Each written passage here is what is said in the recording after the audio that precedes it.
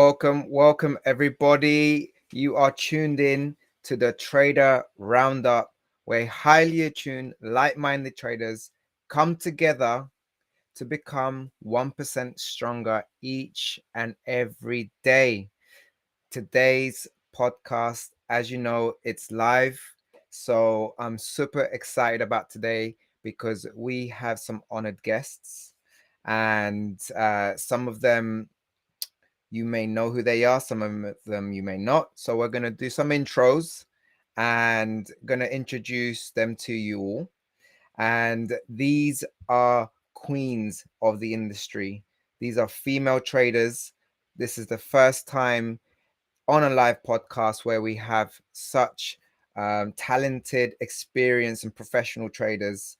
And finally, we get to hear from women about trading. And so it's really going to be a jam-packed session today. We're going to go for about the next 2 hours, I would say. There's going to be different guest speakers coming in and out during the next 2 hours. So tune in, take note, get ready, because we're also going to have a Q&A. So there'll be opportunity for you to ask your questions on the latter part of the podcast. So let's start introducing everyone. Welcome. Wow. Look at this panel. So let's do a couple of intros. I'm here joined by my co-host Jacob FX. How you doing, bro? I'm good, man. How's everybody doing? Good. Yeah. How are you? Good. Doing great. So let's go for some intros. Don't bite my head off if I get this wrong, all right, ladies? So we'll start off with Anna. Say hello, Anna. Give us a wave. Hello, everyone. Good. So this is Anna. So she's currently a content creator for TFT, and she has a genuine passion about exploring mindset of best performing traders, and is religiously studying the human mind. So perfect that you're here with us, because we're going to be talking about dealing with drawdown, and so Anna has studied behavioral patterns, and her love and beyond her love for trading and personal development has motivated her to become an influencer to motivate and empower women in this male-dominated industry. Welcome, Anna. Thank you so much for having me. I'm so excited to be here. Good. It's a pleasure and an honor. Next, we have Mads. How you doing, Mads? Mads, sound's gone. Let's fix that. So whilst you fix that, I'm going to introduce you. So Madison is a seasoned trader with a remarkable 8-year journey in the industry. And she's been navigating through ever-changing tides of the market. She has a wealth of experience and is a formidable force because she has dedicated herself to full-time trading, is an esteemed mentor and influential content creator for a prestigious prop firm, Bespoke, as we know. And additionally, she serves as an esteemed co-founder of FX Connect, and that's how we finally got to meet at the networking event in London that was hosted. So Madison's having a bit of a technical issue, so we'll come back to you shortly. Katie, hey Katie. Hey. Kate, how are you? Good, thank you. Good. You can hear me, right? Kate, you mind putting your mic closer to you? Is that possible? That's Yeah, it. there you go. Perfect. Better? Yeah. So Katie Rose is an accomplished trader. She utilizes her trading skills to generate passive income cash flow, and uses that cash flow to invest in other business ventures, and is also a co-founder of FX Connect, where again I had the pleasure, and JCat had the pleasure of being on the panel and speaking at your first event. It was such a huge success. So really pleased to have you here. And Thank you for having me on. we Can you hear me now, guys? Yeah. Yes, well, you're back. We're I'm back. back. All right. Hopefully, I've been doing your intros okay. Perfect. Thank you. How are you? I'm good, thank you. How are you? Yeah, good, good. Elise, are you on? Is your mic on? Okay, so you need to connect your mic, Elise. Sounds like you got a technical issue there. I will introduce you regardless whilst you fix your mic. So Elise is an accomplished full-time trader and has dedicated the last 5 years of her life mastering the art of trading. She has an impressive track record and has solidified her position as a private fund seven-figure trader. And she's achieved remarkable results in the financial markets and has an unwavering commitment to her craft and deep understanding of market dynamics, which has propelled her in her career as a trader. And today we are going to be learning a lot from Elise's perspective and her experience, not only in the markets, but also in how to deal with drawdown, how to deal with recovering from the emotional drawdown, the actual technical and strategic drawdowns that we get and when we experience. So in today's podcast, today's topic is really about that. It's dealing with these emotional drawdowns, and it's something that we as traders we have to deal with.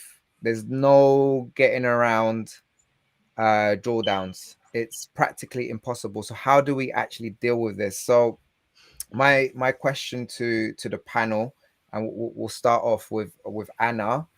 Anna, so what sort of what usually happens when you go into drawdown? Like, what do you experience? What are sort of typical sort of emotional reactions and responses? What usually happens to you and traders in your experience when they go through these drawdown periods? Drawdown periods are challenging for everyone, especially for beginner traders.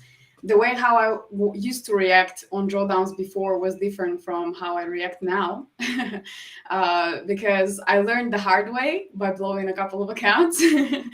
And I understood that I have to have a plan on how to deal with the drawdown. So something that should be part of your trading plan is also having a plan on how to deal with the drawdown. Something that I used to experience before was not being real-time self-aware and having a crazy urge of trading and just pressing the button for no reason. Blowing accounts. But with time, I have kind of developed a way on how to deal with it better. And there are so many factors that we have to pay attention to. So first thing is definitely being aware of the situation that you are into and of your emotions. We have to know our system really well and to know how many losses in a row is it normal to experience. So as long as we're in as long as we have losses that we are expecting according to our system, things are fine, and you just have to stick to your plan and your rules. But we are human beings and we're making mistakes. So part of the trading of the plan, of the risk management plan, should be also giving giving yourself some room for human errors and other unexpected things like slippage or something similar. Before we get into a drawdown, we should be prepared. And one way how I manage to deal with the drawdown is by lowering my risk. As soon as I notice that I'm into a drawdown, I'm lowering my risk, and I'm taking a step back. Something that is very important is to have a journal, and not to journal only your trades, but to journal your emotions before a trade, while you're in a trade, and after a trade. Because in that way, you will be able to notice those similar patterns that are leading to bad mistakes. So before I didn't used to do that, but when I realized that my real-time self-awareness is not the best, and it's definitely really hard to achieve real-time self-awareness. We can be self-aware, but it's different from being in general self-aware and be real-time self-aware. When we are not real-time self-aware, we are not in the present moment, and we can't recognize that our behavior is changing. So that's why preparation is something that is very important. And by writing a journal, by writing about your emotions, you kind of try to put your focus on understanding how you're feeling at the moment. So when you write about your feelings, it's much harder to of course it's always easy to just forget about everything and get a blockage in your head and do something stupid. But when you try to write about your emotions, you're kind of focused on analyzing your current state and sticking to your plan. But let's say if the drawdown happens, which happens most of the times when a deep drawdown happens when we don't follow our rules and we don't stick to our plan.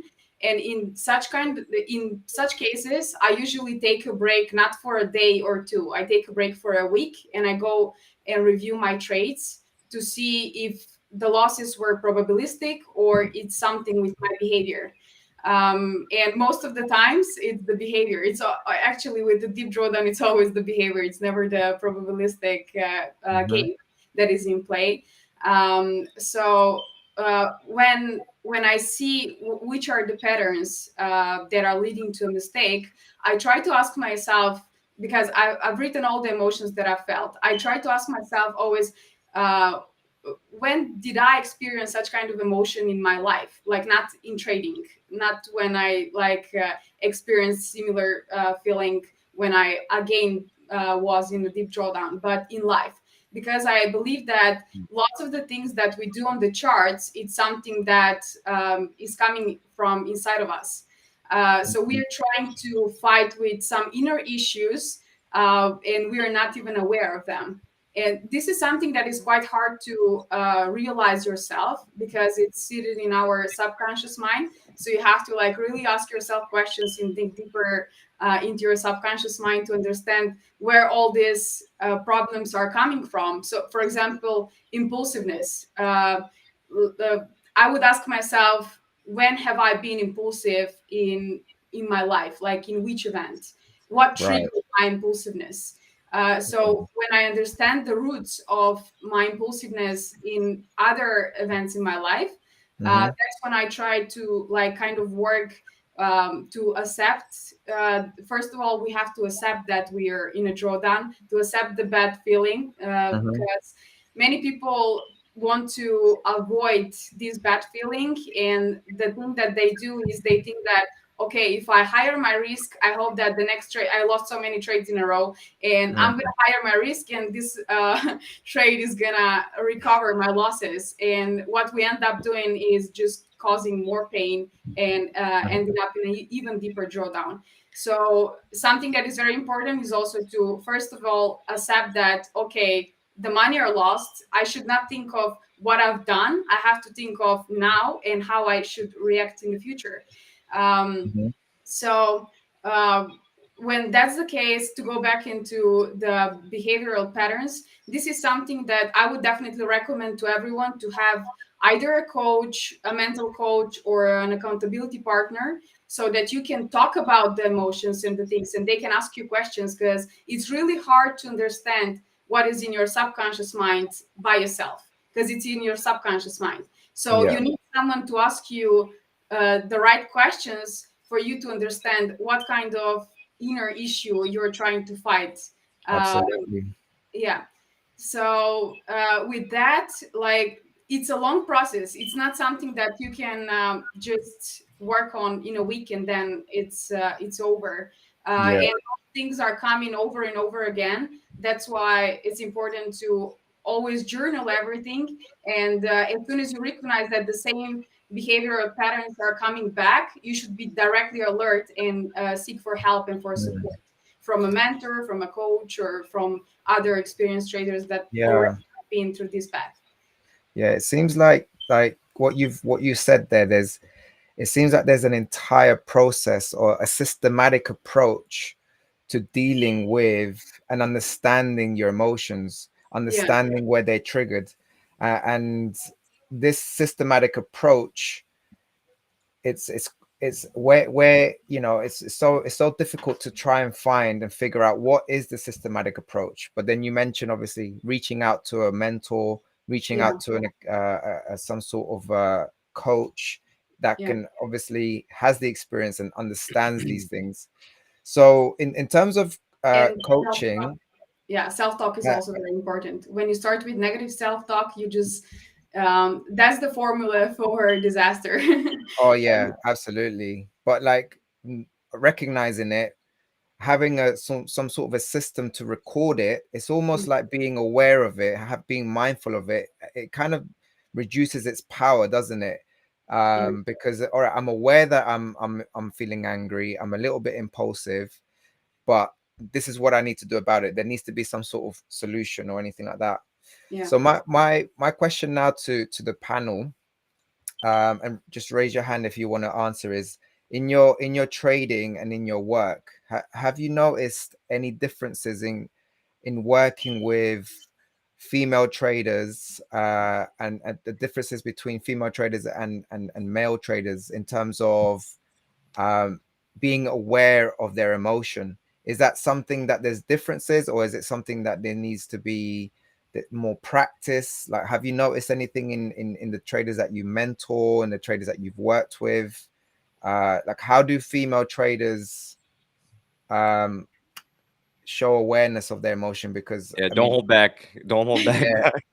All right. Go on, Katie. I see your hand up. I'm gonna lose my train of thought. Anyway, I was gonna say, I feel like obviously women are more emotional humans anyway, but I feel like we take more calculated risks, so are a lot more impulsive than women. So for me, I don't really know a lot of female traders, only Mads really, but I feel like we're more calculated and we step back and we actually handle our own self emotions before we just go and enter a trade. But like most men, I think personally, just from like seeing stuff on Twitter, Instagram, and like watching people on YouTube, I feel like most men chase the money, whereas like women just control their emotions and just allow them for everyone. But I feel like women control their emotions differently, and this can be utilized in trading a lot better. So give me an example of, let's say, when you were trading and you noticed that you had high emotional sort of a reaction. It could be a highly positive emotion or highly negative. What is your process in order to identify it, and then what is your process to do something about it? Okay, so as an example, so especially in like my first year, revenge trading was like a big thing that I was battling with, and it's only when I was like, okay, step off, and it's actually looking inwards for me, like looking at myself and where I know that I need to correct myself, and then come onto the charts and just wait for like my alerts and my setups to be on point and not just try and chase the money. I feel like that's helped me as like dealing with my chase to trade and lose more money in a negative way, I'll say. So now you have a process for dealing with revenge trading. Yeah, I don't do that no more. I mean, I probably have took a loss on gold, and I was like, I've got to make this money back. But now I feel like I'm more like calm now. I'm quite a calm person, so I feel like I utilize this in trading. I only take trades if there's a setup for me, and if I have my, so I don't just chase the money no more. Whereas in my first year, I was like, yeah, I got to get this bag. Let me just chase the money. I don't do that no more. Yeah, I've dealt with revenge trading myself, and I recognize revenge trading is because I've got a crazy story actually. During my uni, when I was studying psychology, a couple of friends of mine invited me to the West End to go to the casinos, and at this time I had I know where this is going. Yeah, at the time, all I had was my university loans, I had some bursaries. Basically, I went into that casino and I ended up flipping the money. And I was like, this is amazing. Next weekend, did the same thing, lost a little bit. That's okay. Next weekend, did the same thing, lost everything. Like, it was literally during that time when that was like losing everything. I remember it was this strong sense of, right, I need to make this money back. I have to do whatever it takes to get this money back today. And so years later, when I started trading, I experienced the similar sort of feelings of, I need to get this money back. I was like, hold on a minute. I've been here before. Like, this is pure gambling. Like, I'm trying to get back. I'm trying to get revenge. I'm trying to get my money back, but this is not the way. This is clearly, I'm going down the wrong path. So what can I do about it? So yeah, there is when it comes to revenge trading, I think as a trader, as you mature as a trader, you realize and start recognizing these things. Is what Anna was saying earlier, right? Understanding what triggers the emotion, what is the root cause of it, where else does that revenge come from, where else is it apparent in my life, and then, okay, so what can I do about it in my trading? And so yeah, this kind of process is absolutely key. But my question again to the panel is that, are there differences in the type of emotions that men and women have? Are you able to hear me now? Yeah. Okay, good. So I do have Awesome. something to say about this. What I will say is, we just spoke about revenge trading, which definitely happens. What I've seen is people going on tilt. Okay, so it's pretty much the same as revenge trading, but to me, tilt is like, just risk is out of the window, the count is gone. And all traders, of course, deal with it. But I've seen men trade on tilt really bad when they take a loss, especially if they've had a really good winning streak and their confidence has been built. It's like that one loss, it just wrecks them. And I think a lot of it had to do with taking the loss personally, as opposed to like just seeing it as what it is, it's a simple loss with the risk that you have set. And it doesn't mean obviously that woman can't go on tilt, anybody can go on tilt, but a lot of it has to do with, kind of just being sensitive and whatnot. But I think a lot of times when we have larger losses, we take it out like outside of the market sometimes. We will trade a little bit, but eventually we're going to stop ourselves and be like, okay, this is ridiculous. We're going to assume, see, the difference maybe is the confidence factor. We tend to underassume that we're not doing well when we're actually doing great. And so a lot of times I see men will assume that they're doing better than they are. And so typically that's the difference of mindset that I've seen between male and female traders. Neither one of them is a good or bad thing, right? It's just something you have to work with, because I think both of them can work against you. But that would be the main difference that I've seen. Yeah, I'll add something in there as well. I think obviously as women, we go through certain things that men don't. So sometimes we have the time of the month where our emotions are very much heightened. And if I look back at my track record, I can see that the week leading up to and the very beginning, my trading is absolutely atrocious. Wow, because the level of emotion is a lot higher. So if I take a loss during that week leading up, which girls, like our emotions are very high and leading up to that. If I take a loss during that time, I'm instantly mad about it. I'm like, why did I enter that? I'm going back in it. I'm like, well, this happened. That didn't even make sense. Why did I do that? So then I'm mad at myself, but then I'll out on the charts instead. So I've learned now to kind of take a step back from the charts and from trading in that week leading up to that time of the month, because I know emotionally I can't handle it. So men don't have to go through that. Whereas obviously women, we pretty much have no choice. Like we have to deal with those emotions. Actually, we mentioned about it. I mentioned about it on the call with Rodrigo last week. Yeah. I'm also like noticing different behavior in different periods of the month, and repetitive behavior. but I don't have so much experience. I haven't been talking with many female traders, so I can't say what is a common thing with females and what is a common thing with males from personal experience. But from what I've been like studying and reading for different researches, we as females are more aware of our emotions than males. So I think that this is kind of an advantage that we have. So we are more aware, but we're more emotional at the same time. Yeah. So there are always like pluses and minuses that we have to like deal with. Yeah. And I think that it's mainly individual. Some people, like, we can't say that women are more aware than men. There are men that are more aware than many women, and there are women that are more aware than many men. So it's very individual. That's why every single reaction of the market, you should dig and find we behave the same way, but the root cause for every behavior is different. So I think that when it comes to like working on the emotional part, everyone should focus on themselves individually.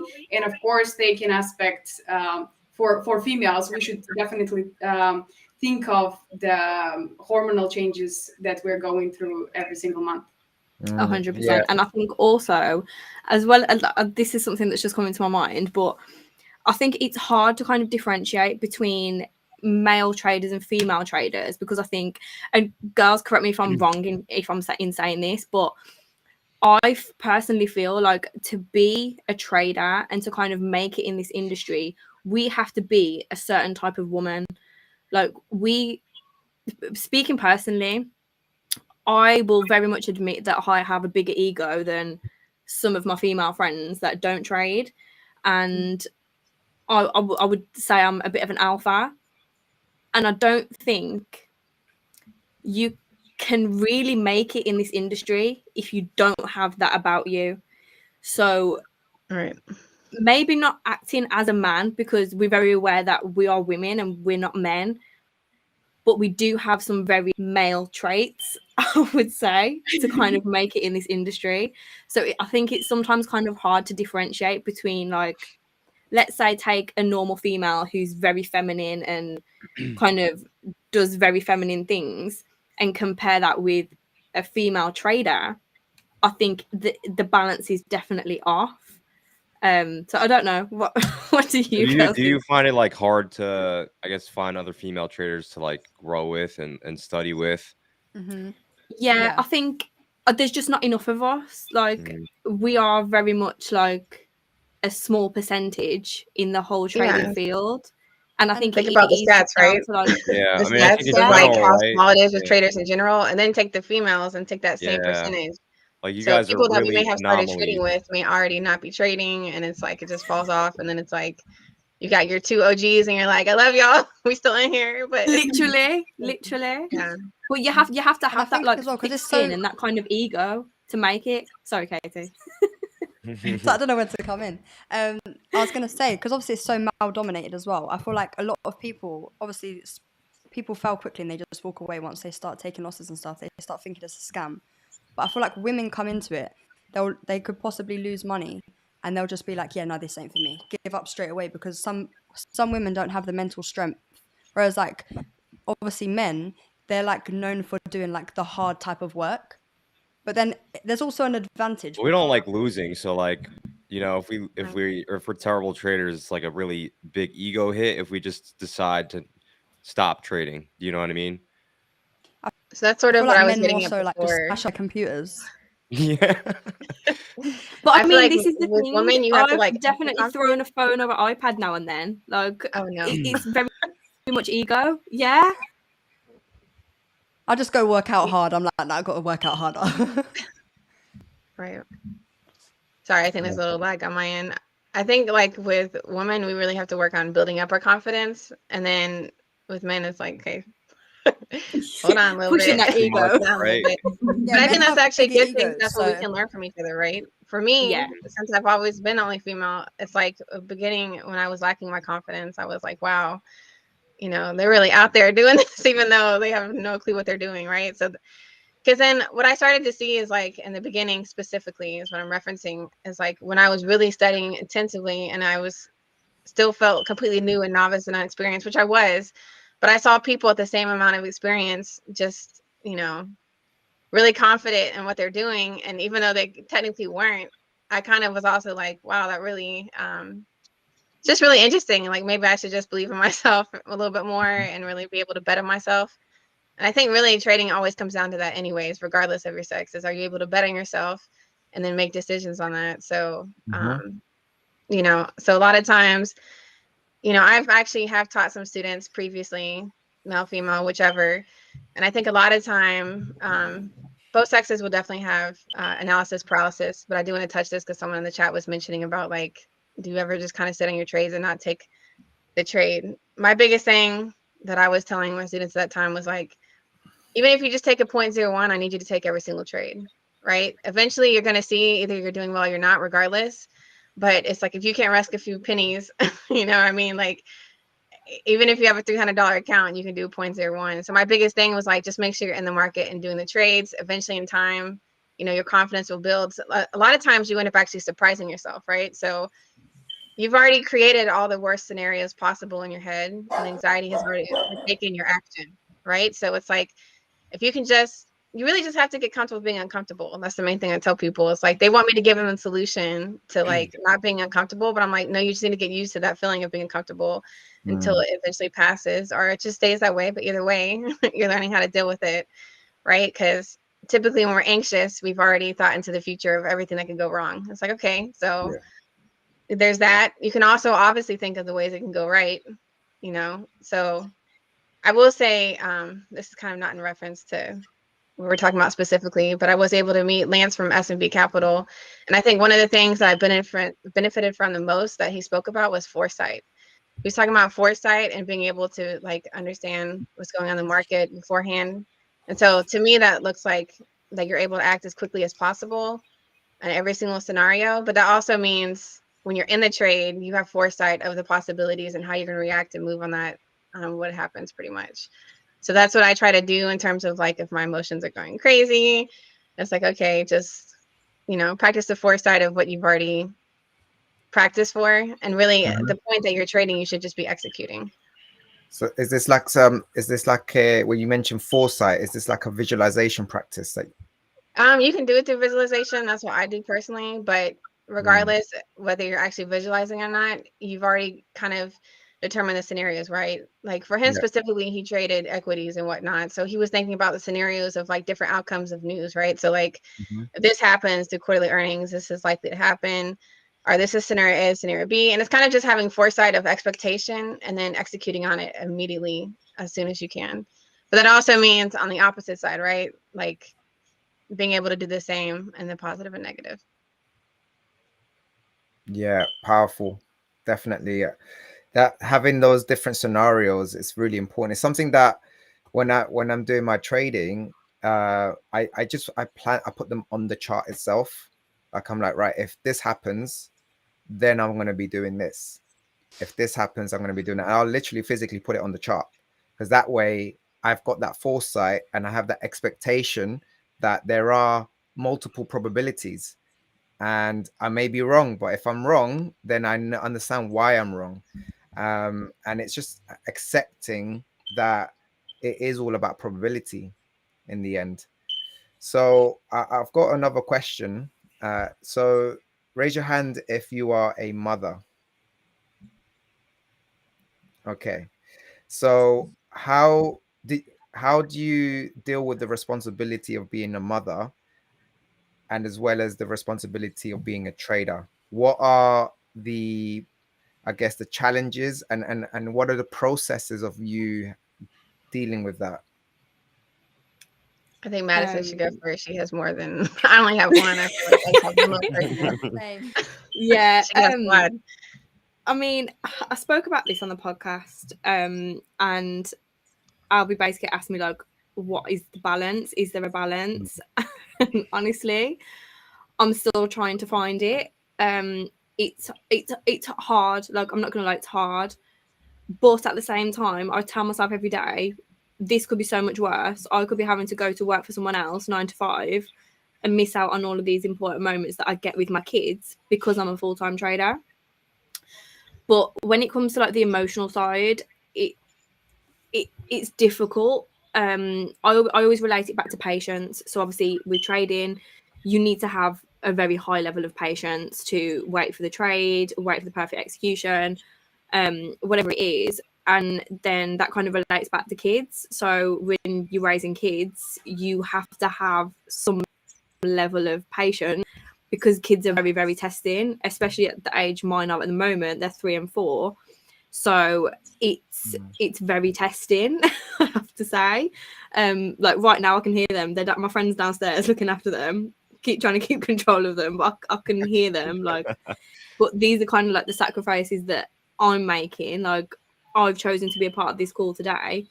My mum was supposed to have the kids, but my mum couldn't have the kids. So instead of saying, right guys, I'm sorry, I can't do it, I've had to find an alternative. And yeah, it's difficult, but like I said, at the end of the day, I could be working for someone else and missing out on so many important moments. So I just have to kind of take the positive that I'd get to spend every single day with them. As hard as that is when you're trying to analyze the charts and keep that level-headed balance. But yeah, it's my a hats journey. off to you, Mads. My hats off to you. Massive respect. Go ahead, Katie. Thank you. I was going to add to it as well. Like everything you said, like on point. The patience you have to have when you have kids is just, it's different. My daughter is actually really good, and she understands like when I'm working, like I give her time. So like I make sure that I spend, when she gets home from school, she's 6. So for me, it's kind of easy. I wake up like 2 hours before her, and she understands that I have like 20 minutes before school drop off to like for market open. And I'm like, okay, cool. Now I can, when I've dropped her off, I'm either already in a trade or I'm going to come home and get in a trade. So she goes, and then I'm always analyzing the charts and studying in the evening. So I just make sure I have like she finishes school at like 3:15. Sometimes she goes to clubs, but she goes to bed at 7 p.m. every day. It might be early to some people, but she goes to bed at 7 p.m. So I just make sure I utilize the time that she's with me and give her my full focus. And if I need to do like a call or something, she's very respectful and she understands that like work is work and I'm doing everything I can for her. And I make sure that she understands that everything that I'm doing is going to give her the bit. But I think obviously it's a bit different to Mads because Mads has younger kids. When my daughter was younger, it was a lot more challenging because, especially because I was learning, I was like taking more losses and stuff when she was like 3, 4. Now she's 6. She's just turned 6. It's kind of easy for me. So I feel like I've not really got much to say about it, but I would just say that I'm kind of blessed. But it's still very hard, and you have to have that patience and separation from the charts and being a mum. Yeah, Wow. I think it's important what you said as well, like about waking up before them. Like this week, I've told myself, like my discipline, like everyone knows I'm real about it on Twitter, but my discipline has been awful recently. And I said this week, like it has to change. Like I've got to be disciplined and stick to my routine, especially my morning routine. And waking up. So this morning, I woke up at 5 a.m. The kids woke up about 8, and this is the best headspace that I have been in so long. And literally just having those few hours on a morning to like for example, this morning I've got all my washing done, like put it out to dry, got what was dry folded, put another wash in, like just being able to do those really little things without the kids being there. It sets you up for the day, and then I'm able to analyze the charts and place a trade before the kids are awake. And it just kind of takes that pressure off of like trying to do all of these things while the kids are running around and you're trying to do breakfast and entertain them and all these other things. If you can just have that few hours in the morning, like for any moms that are listening, I promise it's a game changer. If you have to wake up at 5 a.m. do it, like it makes all the difference. Can I just add into that as well? I think as well, something that obviously I'm only speaking for myself in the sessions and pairs that I trade. But I feel like if you're someone that wants to trade, like for us, Asian session, which is obviously like in the nighttime, and that's the pairs you're trading, and you're a mum, obviously you're gonna wake up. You're most likely gonna have no patience because you've not had a lot of sleep. So I think as well, like hats off to the people that are trading in the AMs, and they've got kids. Because for me, I work around like my schedule, and I think most importantly, you have to find a schedule that suits you as a mum, 100%. So I actually have a question for Elise because she's based in the US, right? So I know in the UK, you guys have My like, trading sessions are you know, rough. you guys should have the option of, if you wanted to, get your kids ready, you know, get them all set for the day and then trade New York. Like, how is that like for you, Elise, living in the States? Yeah. And plus I've also had the experience of trading all through my child growing up, right? I started after I had my daughter. She's 7 now, but I started, I've been trading 6 years. So it's, gone all the way from baby to toddler to where she is now. So I agree with what they're saying about most of my work was done when she was sleeping. So whether it was napping when she was a baby or once, it was a regular nightly routine. I actually did a lot of my stuff at night, to be honest, but I also, before trading, I worked third shift. So, I ended up staying a little bit later. I work a little bit better now on my sleeping schedule, but still, if she's going to bed at 8:30, even if I'm going to bed at 10:30, right, that's still 2 hours of time that I can use to study or do whatever I decide to do. When I first started trading, I was actually trading Asia session. I don't currently. I do trade New York, and now that she's in school, basically, I am able to put her on the bus and then trade afterwards. But that was only recently. And even when I was doing childcare previously, it was only when I was working like that first year. It wasn't when I was trading. So pretty much when I traded all the way up, I mean, she's only in first grade. So, what I mean? Like I was dealing with trading with her for that long period of time. So eventually, as she got, a little bit older, she understood, sort of like what Kate was saying. It's like she understood, like, this is my time to trade. So, I explained to her very early on, like, I work at home. You see everybody else leave the house, like her aunts or her granddad. I'd be like, see how they leave the house and go to work. I still work. I just happen to do it here. So this is my short window. So thankfully, even when she was home, it was a short window. I had taken down my trading hours to a certain amount of time. But I think a big part of it too, sort of like she was also saying, is making sure that you're having time with them outside of that. So basically right when she got home from school, that's when I'm, having the most time with her. Or even if it's not when I'm trading, when she was younger, it's in the afternoon. I'm making sure I'm having quality time with her. I have her outside, everything like that. So, but it took time to get her to respect that. I mean, my students used to joke about my daughter always coming in during the calls. It's like, there's your second teacher over here. But when should I expect this to happen? Because yeah, and it's just like, all right, mine is still out here. So, but everybody, men have children too, and they've also dealt with, dealing with kids. And I think someone here mentioned they can change your emotions quickly, right? So that can also be frustrating when you're trading, and then you have to recognize that as much as your own emotions, how you're reacting to that. And if it's like, if you're trading well and they're having a temper tantrum, and then you're in the market like, really pissed off, then it's like, okay, maybe I just need to take a second, calm down, and come back to the charts. 100%. And from everything everything, well. Yeah, go ahead. I was just gonna say as well. I think as well, like, I'm a single mum, so that makes it more difficult for me because obviously, like Elise just said, if you're like, dads are parents too, and parent dads as well. But I think if you have like you're an active mum and dad both in your life, it kind of makes it easier because the other party can help you. I don't have that, so especially when I was like studying and stuff, like I find that really hard. So hats off to the single mums because it's hard. It's hard. 100%.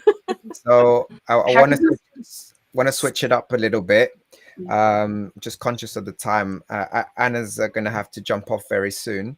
So Anna, I want to ask you, because there is an audience here now, not just with the audience there's a lot of female traders actually in the chat, and I'm sure they're going to be a lot of female traders are going to be watching this podcast because it's one of a kind. And what my question to you is, speaking to that audience particularly, what advice would you give them in terms of taking trading as a career seriously, and how to deal with the emotions of being a trader, dealing with losses, but at the same time the responsibilities of being a woman in today's society? What would you say? What advice would you give the female audience? Yeah, I would say that you should not think that if you're a female, you can't do what men can do. We can do everything that all men can do. So we should not have such kind of stereotypes that there is a profession for men and there is a profession for women. Everything is about working on your mindset and your mental strength. And when it comes to trading, you definitely need to build very strong mental. You have to have a mental strength and to be able to be successful in this career. And the beautiful part of trading is that it's not only a career that is giving you money, but it's something that is making you a better person. And it's the only profession, I think, that is pushing you so much to work on yourself, to work on your personal development and your personal growth. And that's really amazing, because I believe that many people have lots of internal issues, and many women, and trading is going to help you to solve those inner issues that you have. So if you want to work on your inner insecurities and inner issues that you have, I think that you should definitely give a shot to trading, but really understand that it's a game that is gonna take long time. It's an ongoing process. It's nothing that you just learn and you're done with it. But you just have to fall in love with it and understand that it is a lifestyle that you have to live. And it's so amazing. It's so good. But I think that the first year or the first 2 years, you can first test and try and see if it's something for you. Because going back to the comment from Matt, like, I think that you should definitely be an alpha woman to be a trader, because I'm an alpha woman too. You have to have these characteristics. Yeah, an alpha woman is a woman that has a lot of mental strength and can handle a lot. And many people might say, okay, I don't have the mental strength, so I can't try. No, you can build mental strength. And the way to build the mental strength is to get out of your comfort zone and challenge yourself. And it's going to be difficult, but you're going to be very thankful to yourself when you achieve the results. So it's just about getting out there, trying it out, give it all, and don't give up. If you feel that that it's something that you like and you burn for, then just stick to it, and you're gonna see the results earlier or later. Powerful. And I like the fact that you said something that I've always said myself, and I noticed it myself about trading, is that trading is a tool for self-improvement. You are forced to be introspective.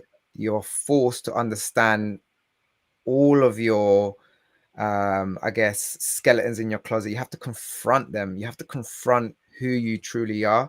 You have to confront your fears, and you have to find a way to use those as fuel or as a tool. For example,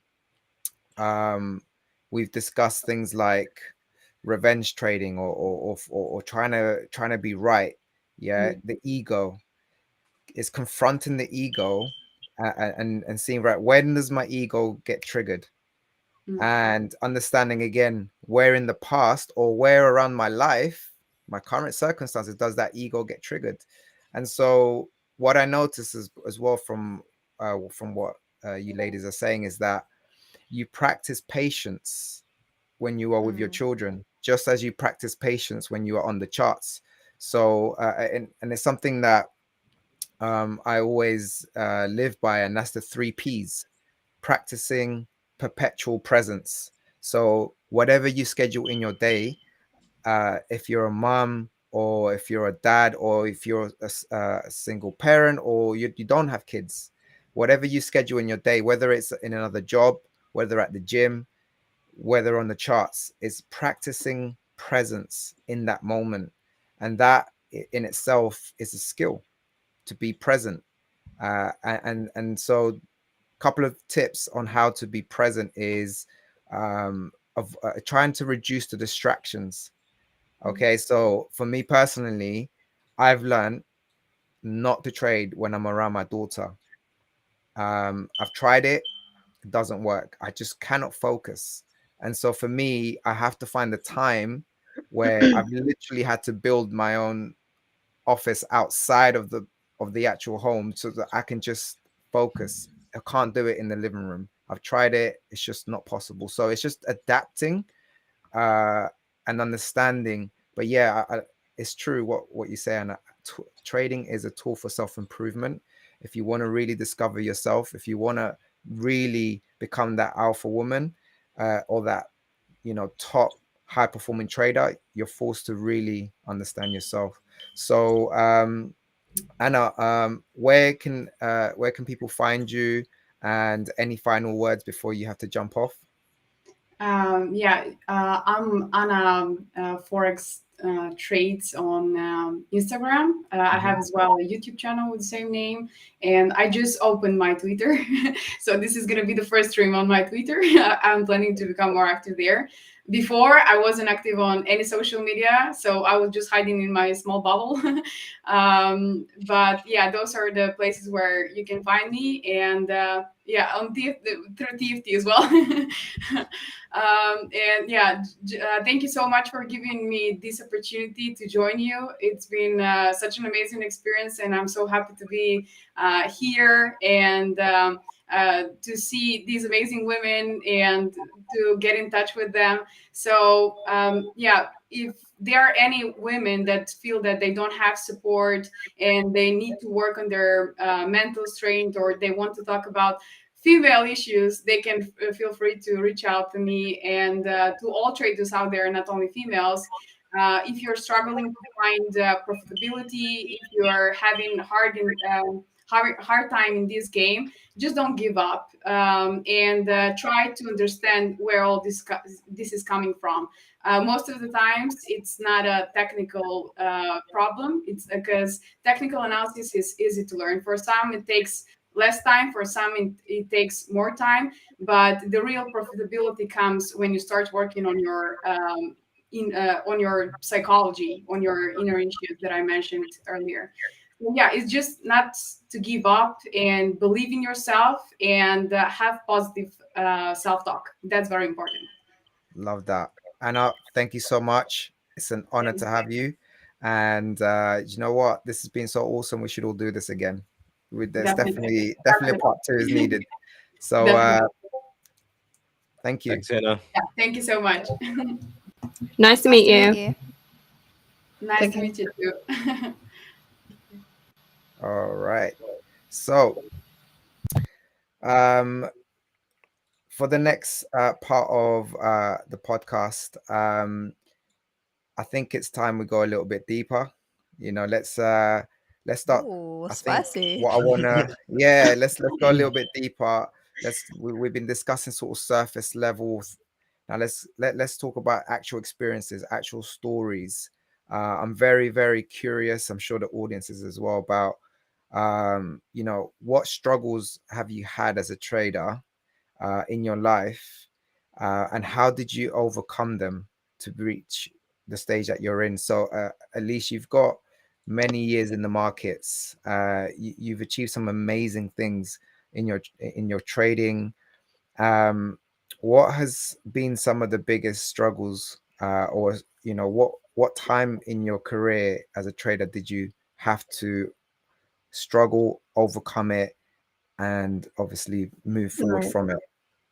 So I think one of the biggest struggles I had to deal with initially was holding trades too long. I don't know if it was optimism bias or confirmation bias of seeing what you want to see. So, it's great when that trade does end up working out, but if you're not following your risk, then it's not going to help you. It's not going to protect your account and whatnot, right? So I think the reason, honestly, why it originally started happening, well, one was being a little bit of a perfectionist and whatnot, and I was having a higher win rate, so I was a little bit overconfident in those trades. But besides that, it was just like when I had studied some of the trades that I had got stopped out on, I actually ended up, those trades would go back to TP later.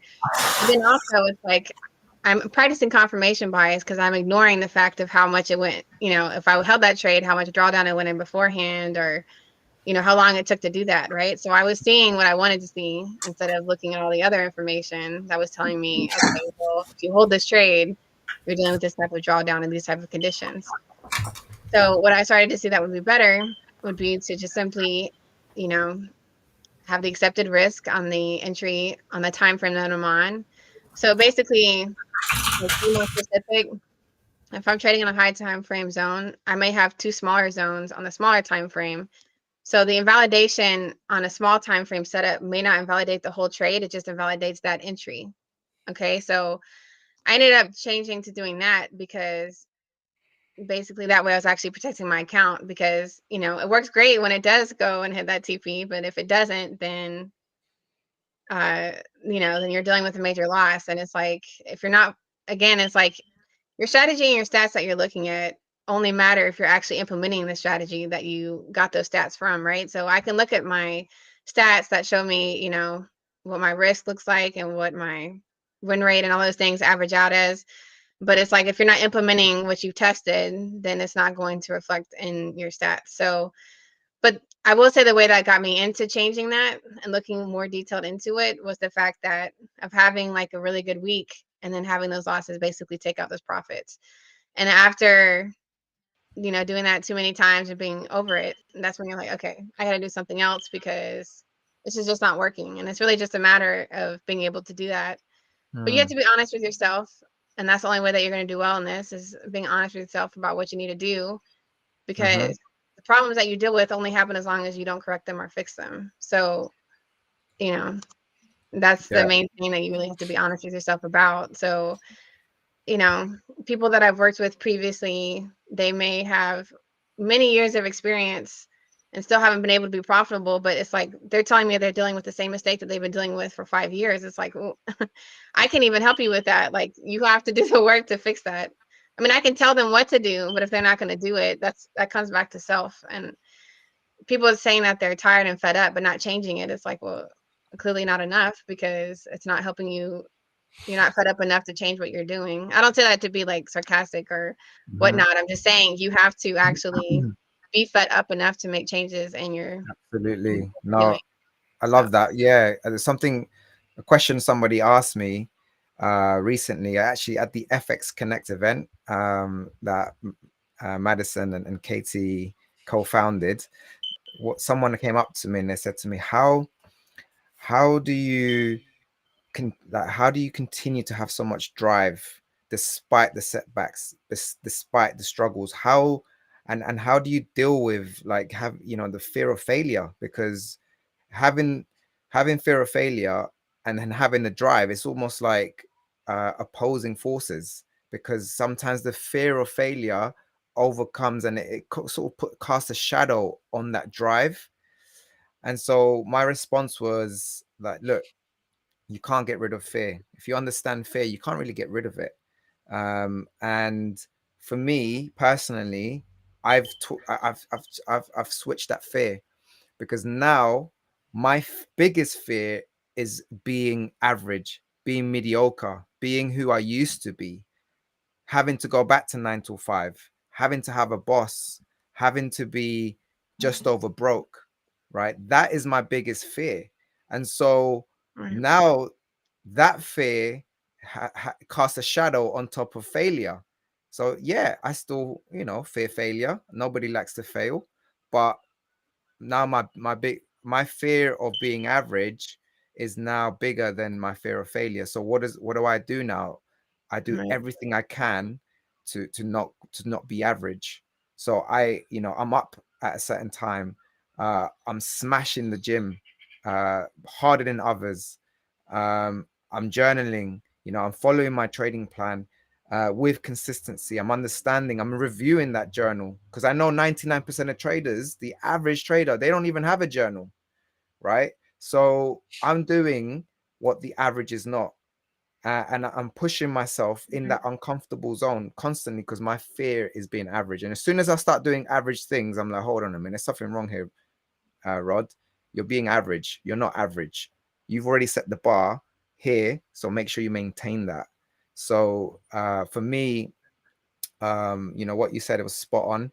And I just wanted to share that, because that's what I said to this trader. I said, you got your fear of being average, of what you have now, or who you are now, needs to be bigger than talking about me. Well, failure is also basically creating that. You're already living in that, so you're already just creating your reality that you've already decided that you're in. Maybe just think of the possibilities and try to at least focus on that. I know like negative self-talk is something that's hard for a lot of people to get past because it's a lifelong thing. But then you also, like, getting even deeper into that, a lot of the negative self-talk we have isn't even from ourselves, it's from projections from other people. And we, internalize it, and then we become that, right? So, a lot of it, I think you really have to analyze your own thoughts and where that's really coming from. That's what you really have to work with. Absolutely. A lot of those doubts are coming from other people, and then you're just becoming that. So you basically fight against it and believe in yourself. Yeah. So I want to introduce everybody, because someone had just sneaked in a couple of minutes ago, has been quiet as a mouse. But in fact, I want to introduce everyone to Jessica Ramos. Hello, Jessica. How are you? Hi. Hey. You guys have been doing such a good job. I'm so happy that we're able to like sit here and talk. Everyone here is awesome. So thank you so much for having me on this panel. Like, I really appreciate it. And y'all know, like, I love Elise. So shout out to Elise and Mads. I've been able to meet Mad and Katie from Elise on Twitter. So thank you. Wow. That's so cool. It's an honor to have you as well, Jessica. And just want to introduce everybody to you. So Jessica is a seasoned trading educator, and she specializes in stock options and forex. With over 6 years of experience and 4.5 years of teaching, she has become a respected figure in the industry. So Jessica, you were listening in because I saw your comments earlier. What, in terms of what has been discussed already, what would you like to say to the female audience that's listening, or in fact the audience that's listening? What would you like to say about? Yeah, sure. I think someone came in late because they asked about juggling parenthood, and I think the ladies really did have good responses. I don't know if you saw my cheering responses to what you said, because it was so on point, especially Madison. Like, it really is a test of patience being a mother of two. I have two boys, and they're rambunctious, and my oldest is autistic, and I, just like Elise, I went through my trading journey while dealing with my son's autism. So while not knowing what was going on, going to specialists, having him get kicked out of schools, I mean, literally, I tried to trade during the most difficult time of my life, and they're almost 2 years apart.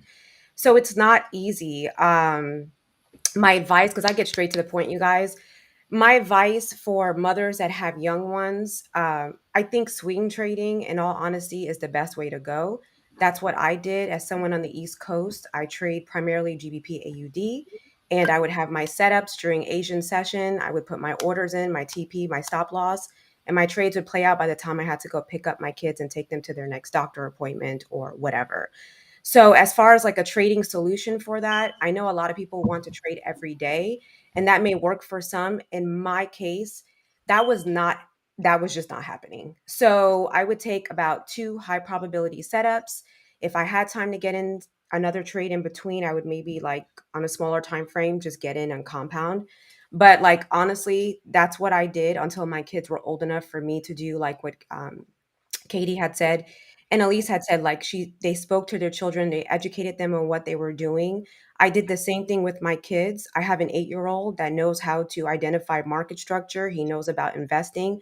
I educate him on what mommy does, because he knows when I'm at my workstation, that's it. Like, I'm sitting here, I'm providing a living for us. And if you still want to go on all these fancy trips and you like me not telling you no when you want something, you better let me be able to do what I do. Now, my youngest is very persistent, a little bit more of a challenge, but like, again, like Madison said, they're tests, right? They test patience. So I have to slowly just work him into it, but he loves Roblox. And I explained to him, like, while you're designing a Roblox game, would you want mommy to come in here and start messing with your keys or start jumping around? You have to be relatable to them so they can understand it once they get to a certain age. And when you talk to them like a mature child, they don't, but you just let them know exactly what it is. Kids understand. They understand, they respect it, and they know, do not knock on that door unless it is an emergency. So from a parental perspective, that's my advice for people who have young ones. And then again, like Elise said and Katie said, their children, when they go to bed at a certain time, they're trading at, like when their kids are not trading, or obviously not, excuse me, when they're not awake. So I think that knowing your schedule, and the biggest sacrifice is going to be sleep. So you either are going to sacrifice it, even though we need sleep, but you're either going to sacrifice it and get to your goals, or you can sit there and get your 10, 12 hours of sleep and wonder why you're not where you need to be and everybody else is moving forward. So it's at the end of the day, you need to look within and look at yourself and push yourself harder if you're not comfortable where you're at. Yeah, 100%. Now I want to ask for some advice. Yeah, Okay. I'm the trader in my family. My wife, she has a part-time work. She does most of the parenting responsibility. What advice would you give me as a father, as a trader, in order to be more, I guess, supportive and at the same time give enough time for my trading? Ooh, is this for me to answer? Because yeah, just okay, because I was saying I can tell you, you can make sure you get her a Hand and Stone package, or what is it called, a Massage Envy package, and make sure she's taken care of on the weekends. You can make sure dinner or food is taken care of on the weekends. You can make sure she has time allocated to go be an adult, because when you're with children all the time, you're constantly interacting with kids and you're not getting that stimulation that you need as an adult. So definitely supporting her in that aspect is very important, because as women, sometimes we feel like we're just stuck in the house and we don't get to go out, we don't get to do things, and we're still human. Like, we don't want to go party, but we still want to feel like we have a life.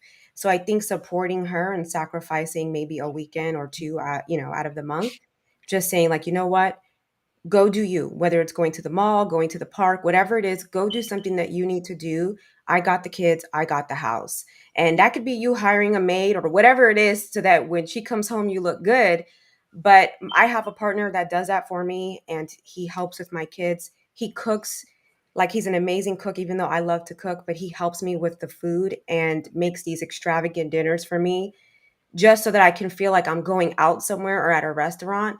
Those are things that, especially as female traders who are mostly alpha, we need that. We need that. We have a soft side, and we need that complemented by our partner. Wow, I love that advice. I'm taking notes. Kyle, hope you're taking notes, bro. That's real advice. I gotta cook tonight. No, that's important. I honestly, I don't think I do enough.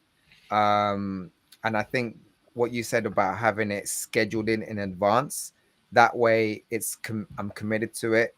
That way, at least my wife knows, okay, I've got this to look forward to. Because what she does at the moment, she says, Friday 21st, I'm going out. Like, just put it in your diary right now. So it's like it's coming from her, right? It's not coming from me. I think that I'm definitely going to take that we advice need that. on board. We need that. And if you Yeah, can give her dedicate, set up that time in advance. I love that. yeah, Like, and if for you her. can, I'm sorry. If you can dedicate yourself to your charts, you can dedicate yourself to your wife. It's that simple. So like, if you are sitting there and giving more time, and I've learned this from my kids begging for my attention, because I realized I was like, I'm obsessed with what I do. And I realized I was kind of just neglecting them. And it took my boyfriend to have to tell me, like, if you can sit there and dedicate your time for your students or for what you do, like, you can make time for us. And it was a harsh reality, but you know what? It's the truth. So you just have to do it. You're not missing out on anything. You just have to do it. And at the end of the day, your family they're going to be the only ones that are there for you until you leave this earth. So you better make sure they're a priority. Yeah, I mean, I can't speak to like having kids or anything, but I think having a balanced life is so important to just being a good trader, because at times when I become really obsessed and I'm just sitting in front of the screens, like, my performance actually suffers, because that's all I'm thinking about, and the setups actually, I might be seeing a setup on the screen, but it's not actually a great setup. It might be off hours or something. So I guess having that balance off the charts is so important. Like you have to get away from the screens, and it's so hard because it's so easy to access. Like you could just literally look at your charts on your phone wherever you're at, right? So you kind of have to make time to separate yourself from work, right? 100%, 100%. And I think that have again, it's that trying to find that balance. But what you just said was spot on, Carl, because I live by the philosophy of less is more. And so if your time on the charts is limited and it's specific, you go in with an intention. And what if you see your setup, then you have a process for it. If you don't see your setup, then you should have a process for that. But at the same time, there needs to be scheduled time for things outside of trading, because it's if you're what Mark Douglas famously said, consistency begins in the mind. And for me to be consistent in my mind, I need to be consistent with my duties as a husband, my duties as a father, and that will reflect on my duties as a trader. And I find that my trading actually improves when I fulfill those duties with my family.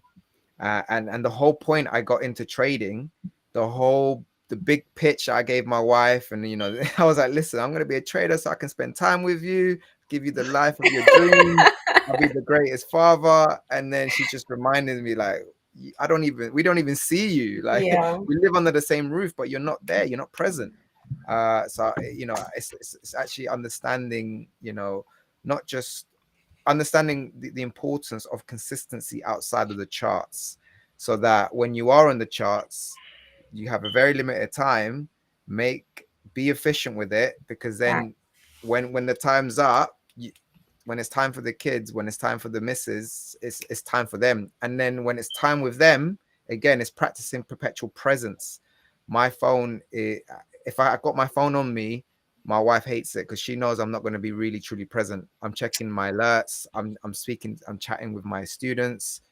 It's just not on. So, I mean, the best thing I can do when I'm with my family, my phone has to be in another room. Simple as that. Do not disturb is going to be your best friend, especially as an educator. Students are constantly messaging me.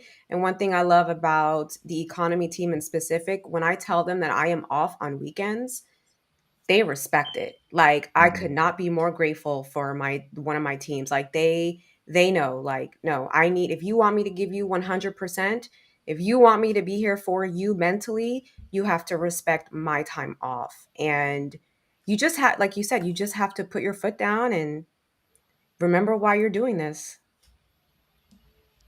I have all my notifications as well. That massively helps me. So all of my apps, unless it's like to do with what I'm doing, I keep them all off so I don't get distracted, because otherwise, and then I get focused, and then well, Twitter is like non-stop going, right? Okay, like you have Twitter notifications over. Off, that one. Definitely when you're trading too. Yeah. I think it's better like that though. You just gotta like know what to focus on, because otherwise we end up going on one app and then we're locked into it and we're like half hour's been by. Then you're like stuck on that. Facts. Yeah, because honestly, most of our time is wasted just being distracting ourselves from actually doing what we want to do. I think it's good that you shared that with your wife, because if you share that with your children as well, they're going to hold you accountable also, right? Mommy, you said that we're going to do such and such. You're supposed to be done trading. It's like, okay, you're right. So it's okay to share, what you're doing with your family. If like telling them you want more time and then not giving them that time, they were going to hold you accountable. So which is exactly, someone in the chat was like, we try to free up our time and then we use it all up. But, we do love what we do also, right? So we are a little bit obsessed with it and we want to improve and we want to do well with it. But I think, time organization is something that just really has to be done so that you're actually getting everything done, or it's just going to be crazy. So, because I was not really organized, and honestly, it's something that I still work on. I'm not going to pretend that I'm perfect with it, because I'm not perfect to it every single day, but I do my best to improve on it continually, because I see how much it helps me when I am able to stay on top of everything. So it's just a continual progress.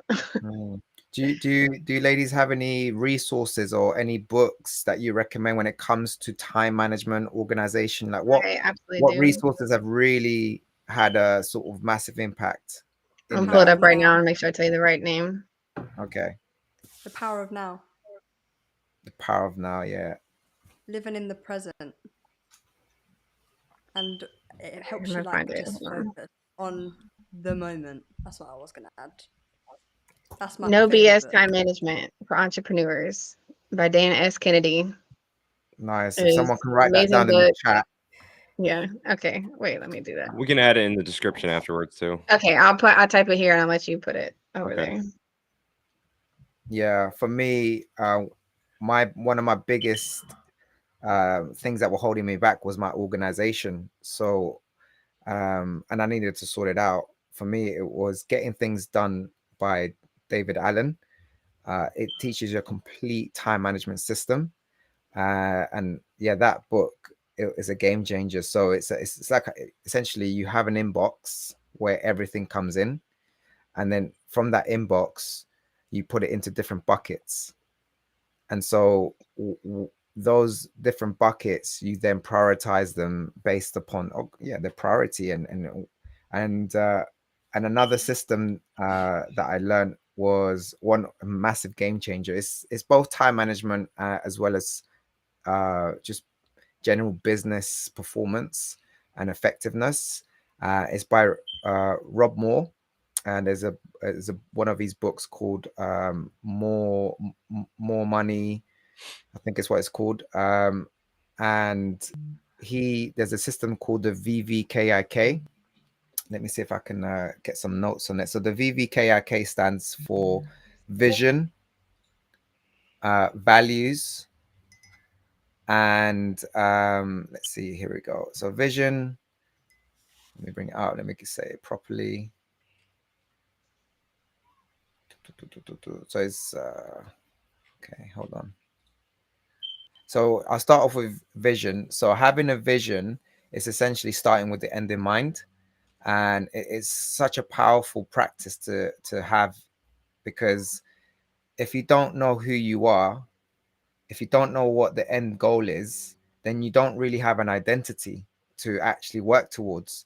So having a vision of who you truly want to become, it's an absolute game changer, because then once you have that vision, then you can start working backwards. And when you work backwards, then that's when you have some goals in mind, right? So to reach that identity, to reach that individual that I want to become, that means that I need to have these goals. I need to achieve these goals. But to achieve those goals, what processes, what milestones do I need to achieve? What principles do I need to live by? What values do I need to live by in order to achieve those goals? So that's the second V. So you got the VVKIK. So the next V is values. So values are so fundamental when it comes to high performance, because values are essentially what keeps you disciplined when you do the things that you know you have to do, even though you don't feel like doing it. So with trading, nobody likes really doing a trading journal. It's quite tedious, and it's quite difficult having to deal with confronting your flaws, right? And it's a bit more admin. So with that, understanding your values and really living up to those values every single day, despite not wanting to do it, it's essentially always being in the uncomfortable and learning to be comfortable with it. It's like, when I'm in the gym, for example, I push myself to my limits because my value is I got to be 1% stronger. I got to beat my previous time, or I got to beat my previous weight. So that's one of my values, is that having that discipline. So I do that with everything. I do that with my trading. So if I focus on, like, if I gave myself a score of let's say if I had an average score of 3 out of 5 last week on my scorecards, on my daily scorecards, and this week I'm going to go for a 4. So it's always constantly competing with myself, because that's one of my values. So the VVK, so the K is your KPIs. So having KPIs that you measure is so important to achieve those goals. What are your KPIs? What are your KPIs as a mother, as a father, as a husband, as a wife? What are your KPIs as a trader? What is your KPIs as an entrepreneur? Having KPIs is how you measure your performance. So this system it's been an absolute game changer, and I highly recommend it for you guys to apply it. I'm just trying to find I can't really find the notes that I have on it. So the VVKI, so I stands for the income generating tasks. So once you understand what your KPIs are, it's like you need to prioritize your highest income generating tasks, i.e. trading, or i.e. if you're a coach, you're coaching, or if you run multiple businesses, what are those tasks? And so focusing and prioritizing your IGTs, your income generating tasks, is so important in being organized, because then anything, understanding what your hourly value is, for example, if there are tasks where somebody else can do and you can pay them less to do it, outsource it straight away. Leverage someone else's time and someone else's skills in order for you to focus on your IGT, that being your trading. So getting yourself a cleaner, outsource that. If it costs you $15 an hour to hire a cleaner, yet for you, your average income generating target is like $100 an hour because of the way you're performing, then you should definitely outsource that, because then instead of focusing on 2 hours of cleaning every day, you've got more time, you've doubled your time. So understanding your IGT and prioritizing that every day is absolutely key. So in terms of values, what values do you ladies live by in life and in trading, and how do you apply those values? Who's going first? I'll just say my main one is keeping my word to myself and whatever it is. So whether that's getting out the trade, getting in the trade, I feel like your confidence agrees when your confidence increases when you're keeping your word to yourself, because that helps build your trust.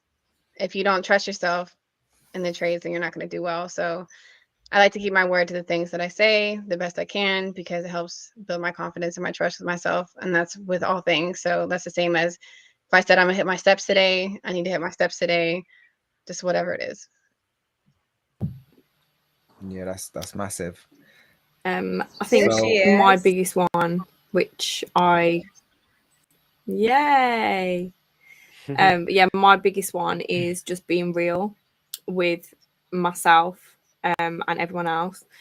So especially in the trading world, we have a lot of people that just aren't very real about trading in general, the process of trading, the risk of trading, the emotions of trading.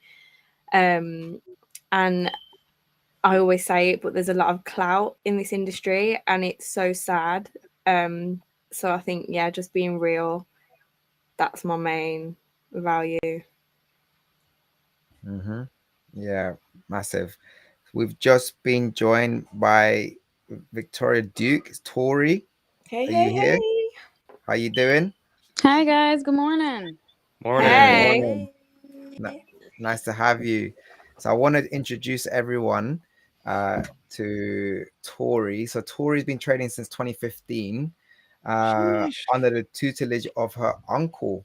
So since she's created and built her own brand, she holds major influence over the trading space and is here to inspire up and coming traders. So welcome, Tori. And what we've been discussing today, we've touched on topics on dealing with drawdown, knowing your emotions, what triggers those emotions. We even got into topic of being a mother and dealing with the responsibilities of being a mum and a trader. So there is an audience here of obviously both male or female traders, but I think I would like to know, in your experience, what has been your struggle as a trader, as a woman, and what kind of techniques and methods do you have in order to overcome these struggles? Okay, so there's so many struggles. I mean, you guys know there's so many. We could probably list easily 100 today. Well, but I guess we'll prioritize and say which ones are the hardest. Also, thank you for the introduction, and it's so exciting seeing you girls on this stream here. This is so cool. I apologize for being late. It is 8:30 my time. I'm in Central Time right now, but so I would say some of the hardest struggles that I have, and sometimes it changes. Maybe it could be just what I'm feeling now, but I want to say, to touch on the being a woman in the trading influencer space, or just even in the trading space, what's the hardest struggle? And I got the opportunity to go visit my uncle in Jacksonville right after the Miami summit, and we actually talked a little bit about this, and it was really neat. And he had some interesting perspective. And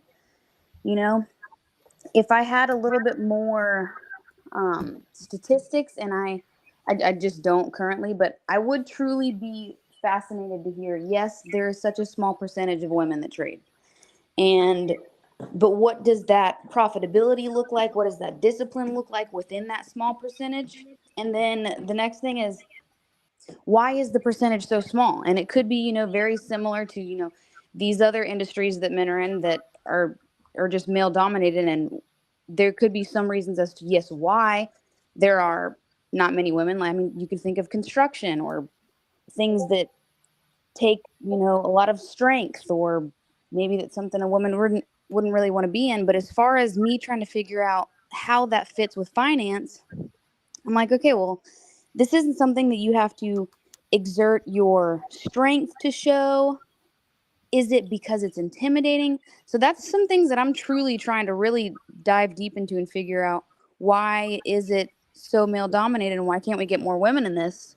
And we could probably sit down and figure out, a bunch of different scenarios, but that's something that's been on my mind lately, just figuring out what is it that's keeping us from wanting to join this space or be successful in it? Because we have nothing holding us back. It's not so that's been the main thing for being a female in the industry. And then as far as just trading itself, oh gosh, it's having resentment towards the market. It's thinking that your strategy is not the strategy, and going looking for the secret sauce and what is it, and trying too many different strategies. So having the confidence in your strategy is huge across the entire board. I'd say those are my biggest things. Yeah, and like I brought up earlier on the stream that, as females, I mean, just being a profitable trader in general, we're such like an anomaly, right? And then being a profitable female trader is even more of an anomaly. Like, did you find that having your uncle to lean on when you were going through those rough periods was extremely helpful? Because I asked Madison, I asked Katie, I asked everybody on the panel, like I'm sure it's extremely hard to find other female traders in the space to lean on. Like, I would assume that most female traders are not going to go try and lean on a male. Because maybe they're intimidated by it or whatever the case is. Like, did you find that was such a huge boost in like your confidence, having somebody close to you that was like kind of mentoring you? I would say 100%. If I hadn't had a family member, which, I can have trust in and not feel intimidated and know that they want to teach me solely for the purpose of seeing me be successful, that was great to have someone. And I think I got to be honest, maybe I can even attribute 100% of my success to having a mentor as a family member that I could truly trust and rely on and lean on and ask for. My aunt did get into trading a little bit too, his wife. So there were times where I could, go to her for advice as well. But for the most part, the strategy itself and the struggles that I've gone through, I got to attribute so much of that to just being able to lean on my uncle. So yes, you're exactly right. So does your aunt trade still, or no? Does she kind of give it up? She has done it more of a hobby. When she's in the mood, she'll like dabble in gold a little bit. She has kind of taken everything that my uncle has taught her, and oddly enough, she has a very different way of thinking of trading than my uncle does. So my uncle is more of the trend line trader type. When trends get broken or when they're following along trends, he's in it. And my aunt has noticed that she thrives in a ranging market and, loves selling at the high points and buying at the low points and trading within the range and setting herself very small but tangible daily goals. So she's got a very different way of looking at it, which is the coolest also. But she doesn't do it enough or as often for me to truly be able to get as much insight as I'd like. Interesting. So I want to start transitioning over to our amazing audience. There's been a lot of love and support from everyone in the audience. So thank you all. There has been some questions since the beginning of the stream. And I want to address those questions. So thank you for all those who have been massively patient.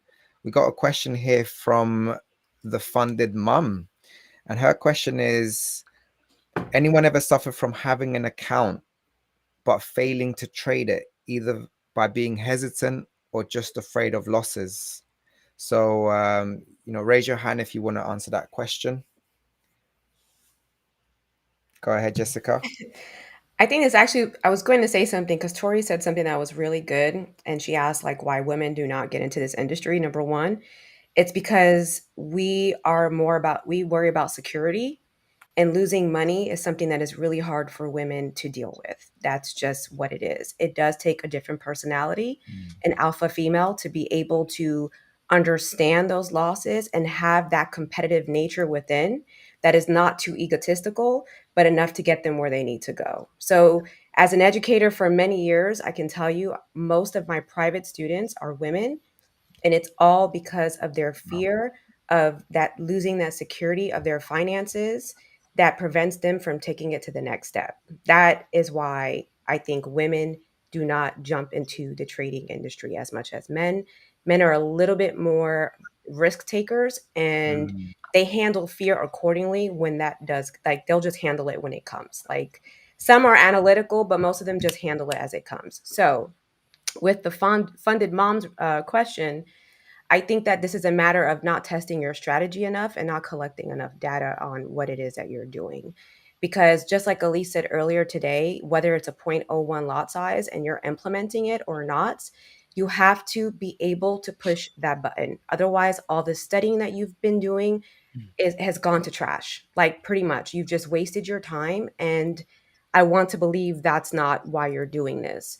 So you have to, number one, go ahead and analyze your trades, document your emotions, just like Anna said earlier, see what it is. And my advice to all these traders out here is you should be, and please write this down. Sorry, the educator's coming in, but you should find out what time your pair or your ticker is moving. What time does it typically give an entry? What's the average true range of that ticker? How long does it take for your trades to play out? And what type of exit strategy? Does it hit your market structure? Does it hit your Fibonacci levels? Does it hit your next zone? If you start to document these things about your trades, you will be more selective on the setups that you take. Your documentation on your journaling and your emotions are going to be more effective, and you're going to know what is a probability setup and what is not. So you'll determine like, okay, you know what? This doesn't look like what I've been studying. I know this likes to give me this. I know this gives me a retest, or this gives me a breakthrough, or whatever it is. I'm not taking the trade unless I get it. So as you have more confirmations with your trading strategy, this fear that you're feeling right now should start to dissipate, because like you have so much data to back up your strategy that your loss is not going to be so hurtful or so painful, because you've had enough wins under your belt under it, obviously with proper risk management. But you have to you have to put in the work. There's no shortcut. Sorry, that's it. Oh, so I have a question for you though. I mean, do you have any male students that you're teaching? Like, oh yeah, Yeah. So do you find that they're more stubborn in like, or they're not less receptive in some of the advice that you're giving? Because for me, I'm extremely stubborn. So if somebody's telling me to do something, even when I was working with Rodrigo, like he was telling me to do something, it was like my natural response is like, no, I'm going to do it this way. Do you know what I mean? Yes, because especially if they come from another education platform. So they'll tell me they learn from these people that are the best, blah, blah, blah, blah, blah, blah, blah. And it's like, okay, but at the end of the day, you're paying me. So I don't care who you learned from, and no disrespect to them, but you're here for a reason. I'm here to help you with what it is that you're having an issue with. So there's no point in paying me if you're not going to be open to receiving the constructive criticism. Otherwise, you're going to be in the same place that you were a couple months ago, and then you're going to talk crap about how you paid me and it didn't work. But in actuality, it's your inability to like be accountable with yourself and not allow yourself to receive this constructive criticism to help you become better. So like at the end of the day, trading is a reflection of you. If you're not disciplined every morning to get up, like the lady said earlier, your trading is going to be the same thing. If you don't have a plan on your trades or in life, you're not structured, your trading is going to be the same way. But yeah, men will typically they will be very, very strong when they deal with me, but then I always crack them and I always improve their trading. So I know that like it's a matter of me, like I'm from the Bronx, I keep it real, and I'm like, look, if you want, you can have your money back. I don't have time for this. Like I have other people that want to learn.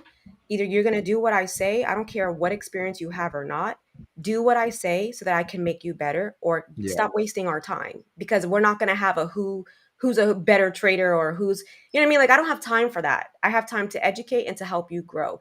You winning makes me look good. So if you're not going to sit there and meet me halfway, you're about to make me look bad. And I'm not about to ruin my reputation for that.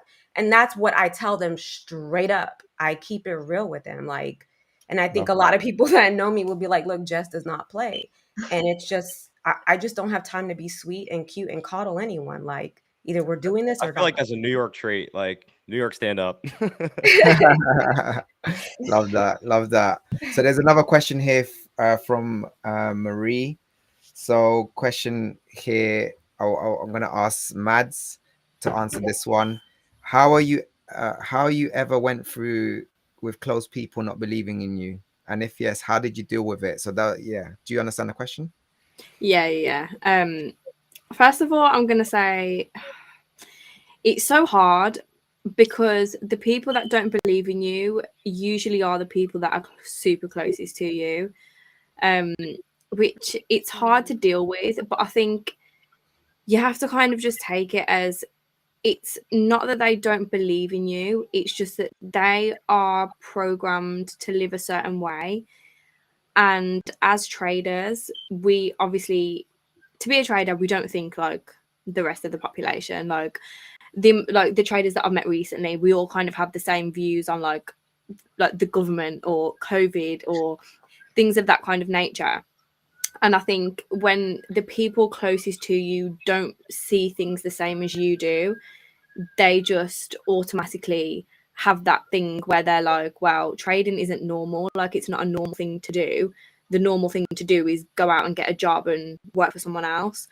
So I think you kind of have to take it as not that they don't believe in you as such, but just that they're kind of, it's not normal for them. So they don't know any different to be able to believe in you. So because it's so far out of the norm, they don't really understand it, and so they can't believe in you, if that kind of makes sense. But I think you have to kind of take it as that it's more of a protection thing rather than believing, like, I don't know, for example, your mom or your partner, like, you don't want to believe that they don't believe in you, because those are the people that you're doing it for 9 times out of 10. So I think, you just have to kind of internalize it as they're looking out for you and they're like wanting to protect you, rather than taking it as like they just really don't believe in you. Because I think if you internalize it as the fact that they don't believe in you, then you'll kind of stop believing in yourself, and you'll start the whole like self-sabotage route.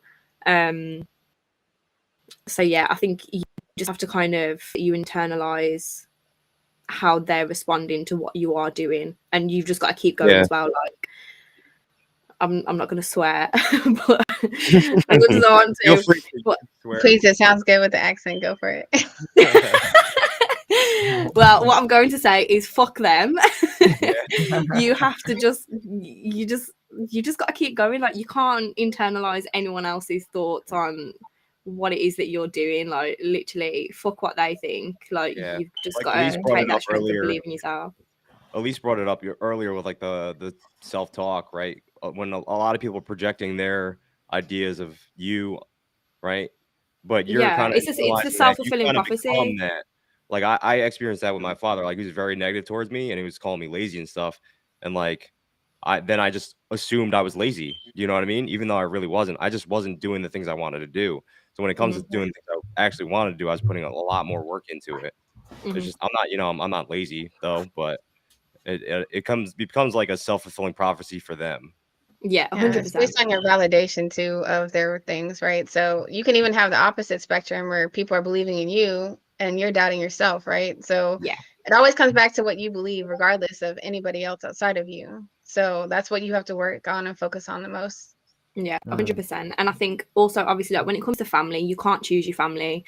Like, you can't choose your mom and your dad. But when it comes to friends, you can 100% choose them. And I think, like I always say, like, I have the most supportive friends ever. And if you're not supporting me, then like I'm not gonna talk to you. Do you know what I mean? So all of my friends, literally, like, I have my one friend, Cara, she's literally always telling me, like, the yacht, you know, the yacht, the yacht that you're gonna have. Like, she literally is manifesting this yacht for me. And having those type of people around you that really, really, truly believe in you, even when you're having those days, like when you just don't, because as humans, we have those days where we're like, am I doing enough? Am I really going to make it? You need to make sure that you have those people around you to hold you up on those days where you don't feel great. 100%. That's my Elise. I love you, girl. As well. Can I add to that as well? Yeah, go ahead, Katie. Sorry, my hay fever is killing me, so I'm probably going to keep it short. I was just going to say, and also separating yourself from wanting people to believe in you is major, because trading is very lonely, and the friends you make are normally people that are in the same industry as you, because they're going to have the same mindsets as you, as like Mad said, and are amazing, like the ones I have, obviously, because I don't have anyone around me that's negative or unsupportive. But like Mad said, like, it's your family that normally don't understand, and it's just because trading is such a, like, you'd think it's a scam unless you're actually genuinely in the markets and making money. You would look at it and think it's a scam, like, especially the way I came into it. The English banter. I came in it like the whole like marketing pyramid scheme of thing. Everyone just thinks, okay, you're not going to be doing this in a year, but then when they see you later down the line, they're like, oh, like, this stuff's actually real, and then people want to start supporting you. So I think always remember, like, you don't need anyone to support you. You need to support yourself, because that's exactly key. That's what I need to add. Yeah, so like my mentor, like he's brought this up before. If you guys could go back and I guess rewrite your trading journey, would you tell anybody around you that you're actually trading, or would you just stay isolated, keep it yourself? Myself. You know what? I think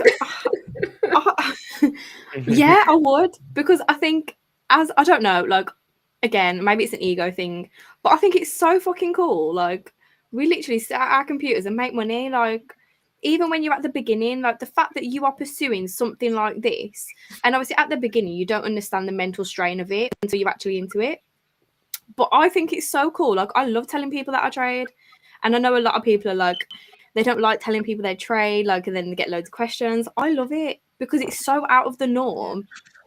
And I don't know, maybe it's an ego thing. I don't know, but I love it. I love telling people I trade. He's the alpha in the group. Yeah. I think someone had a question for Elise, right? Yeah, there was a question specifically from Logic Thinker. How you handle over trading, especially trading one session New York, for example, losing a trade and immediately entering a new trade, then losing almost 4-6 times in one session. So it's essentially about over trading. Yeah, and revenge trading probably. Right. Well, it sort of goes back a little bit to what I was saying about before. I'm getting in trades if my setup is still there, and that's pretty much it. What you can do is maybe decrease your risk as you are doing it, and then maybe start to add up larger positions once the trade is playing out. That's something I've done, because as I started trading larger accounts, we had to add multiple positions anyways. So I kind of started doing that where I went in with lighter positions. As the trade starts to play out, then I'll go in a little bit heavier once it's confirmed that it's going well. But you have to have it set based off your, like, you know yourself, right? And you know when you need to stop trading. So some people have the rule of losing a certain amount of trades, they stop. I don't have that rule because I will win a lot of times after that. So but I do have it set based off risk. So once my risk is hit, then I have to be out and come back the next day regardless, because I've hit my risk that I'm allowed to take. And that's just based off the fund that I trade with. You hit that risk, you have to be out, or you're going to risk not being, trading there anymore pretty much. So, but in order to be able to do that, I'm also not taking the full risk every single trade, or I lose one and I can't trade anymore, which seems obvious. So for me, the way to do that was to go in lighter initially. And the times where I do use full risk or go in heavier are on really good setups and really good trades. But that's obviously not necessarily what you're referencing here, because you're talking about, when you're losing and basically over trading after that. But if you're making emotional decisions after that and you're not getting in based off the setup, that's when you need to stop trading. That's the easy answer, is that you're not getting in anymore based off technicals, based off the information, based off stats. You're literally just trying to keep making it up. You're basically doing martingale, and it only works if the trade works. And then when it doesn't, you just keep, making your losses bigger and bigger. You have to have a stop out point, and if not, then you're going to continue to blow accounts until you learn that lesson. But I mean, I've heard people do extreme things as much as, delete their MetaTrader when they're done and relog in every single day, or go away from their phone. Whatever it is that works for you, do that. I mean, that may sound extreme. I don't need to necessarily do that, but I don't want to limit the things that you can do, because whatever needs to be done, then you need to do it. It seems like a hassle to like uninstall and reinstall MetaTrader 4 every time. I wouldn't want to do that. Yeah, I wouldn't want to do that because I hate having to log in onto you never know. It may not be available the next day on your Apple Store. Right. Well, I mean, maybe just like put the phone down and make yourself actually go away. But you have to practice discipline. It's ultimately going to come back to that. And so if you need it again, you can also decrease your risk with each position. People do the opposite and increase it. And it's like, okay, well, if you're already losing, you have less risk to use, not more, if you're following a percentage. So, but again, you have to be able to actually act on that. So I agree. Your statistics will always tell you what you need to know, and you have to go back to the stats. And you can keep making those decisions, but your stats are going to keep telling you that you're making poor decisions, and it's up to you to change the strategy. And that's why when I talked about me holding trades too long, I was very specific about how I changed and implemented change with that, because that's what I had to do to fix it. Facts. So I've got a question here about daily routine. So let's go around the round table that we have here. What does your daily routine look like? So we'll start off with Jessica. Okay, well, I'm a mom, so I have a kid that has an entrepreneur mindset at the age of 10 and wakes up at 5 o'clock every morning. He does. 5 a.m. club.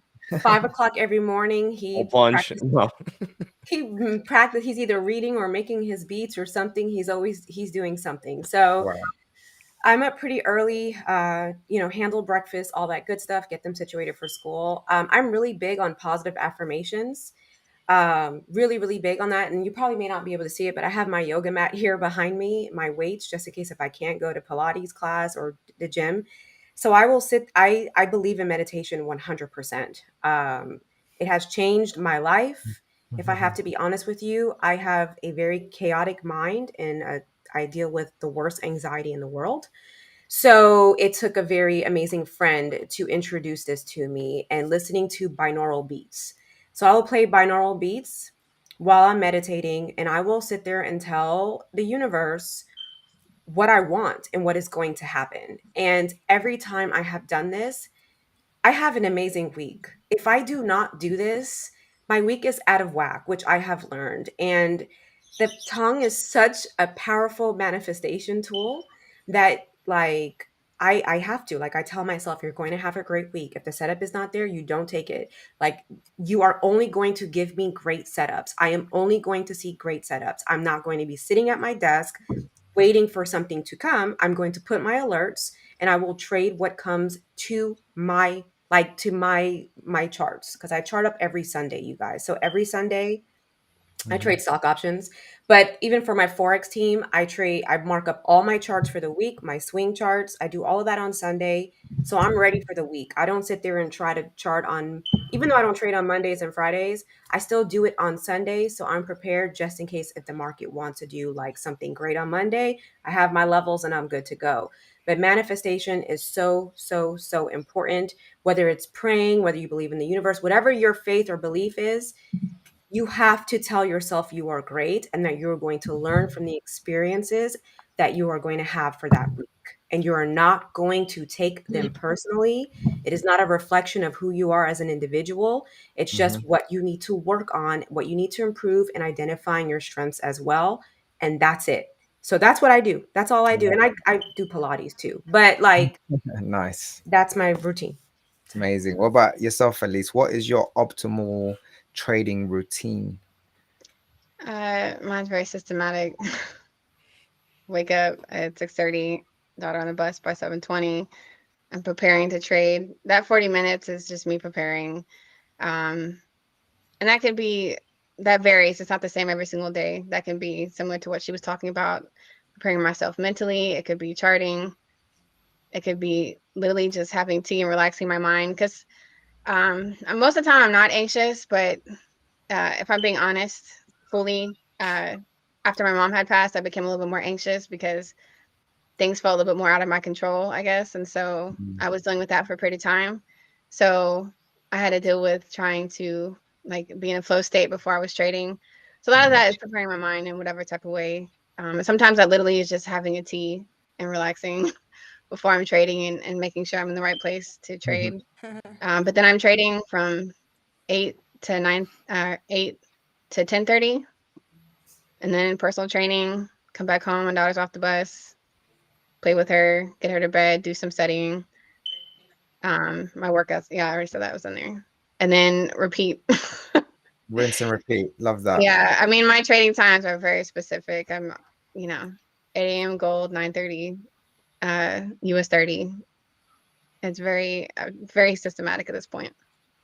And what kind of evening routine do you have that sort of prepares you for the next day? Do you have anything specific? Most of my time that I have with my family are with my workouts and stuff. But I've been working really hard lately with a personal trainer, but it's really just to help me also. I mean, it helps you when you're trading as well.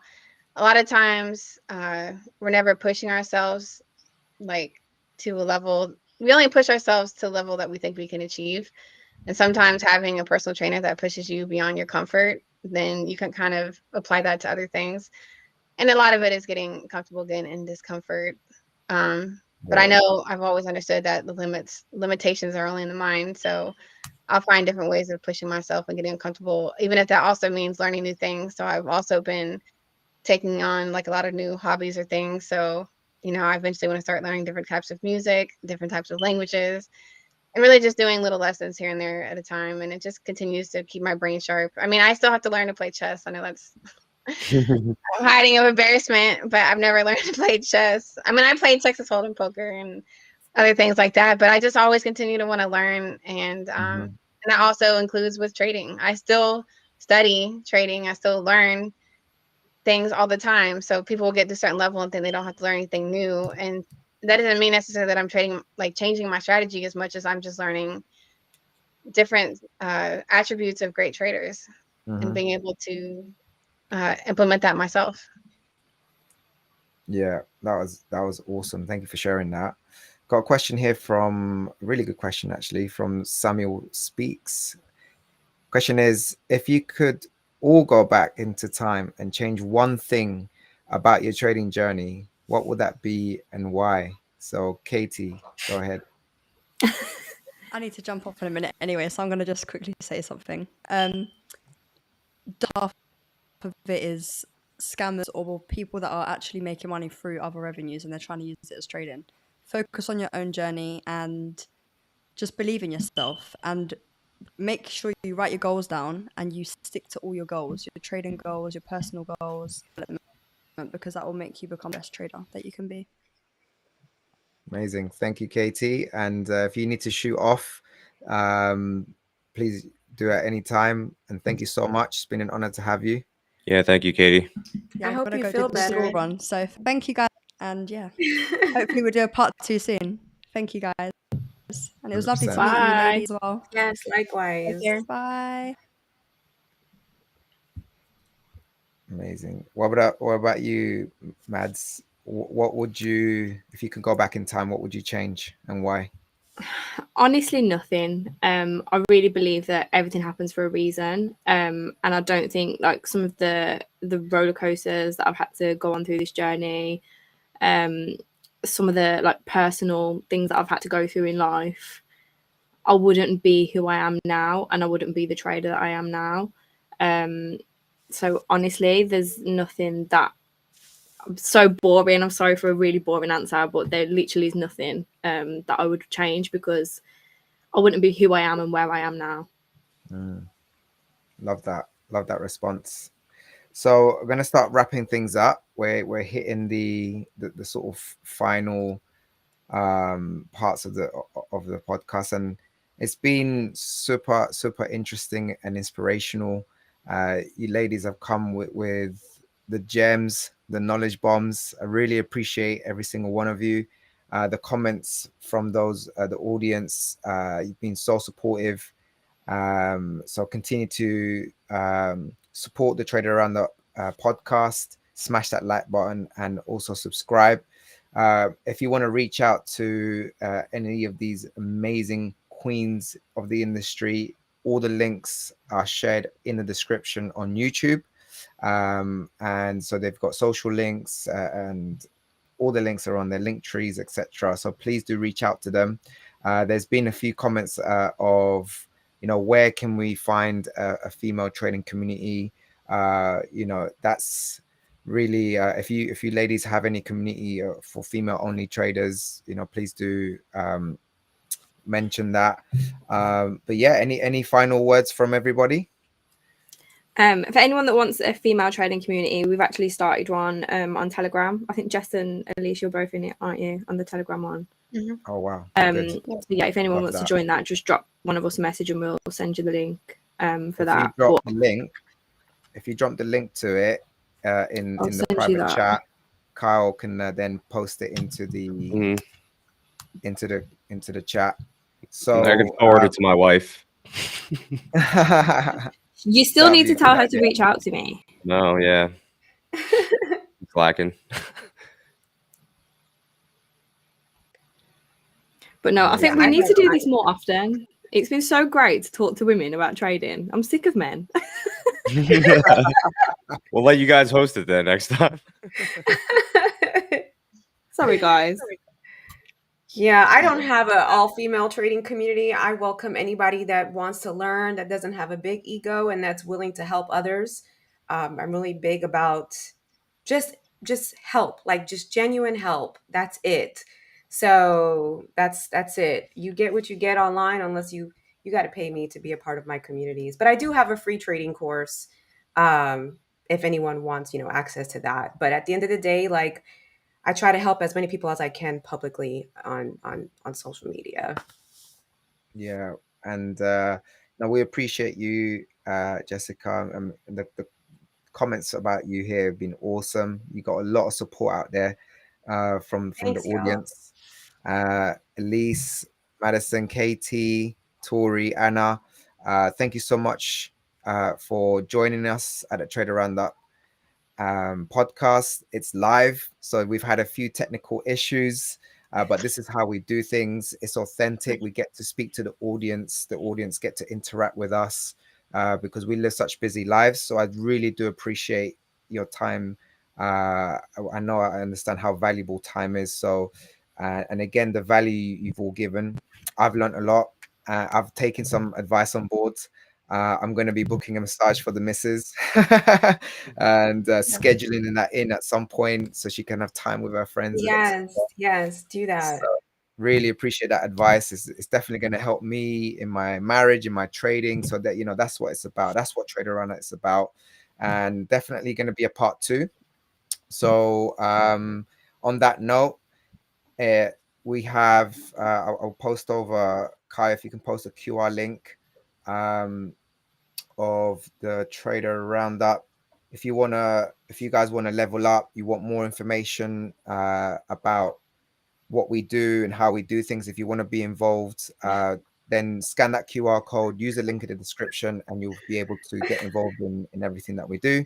Right. And on that note, thank you so much, everyone. Thanks, Kyle, for co-hosting with me today. Thanks again, ladies. Thank you so much for having for the you on. opportunity. Thank you. This is amazing. Yes. Bye. Really appreciate you all.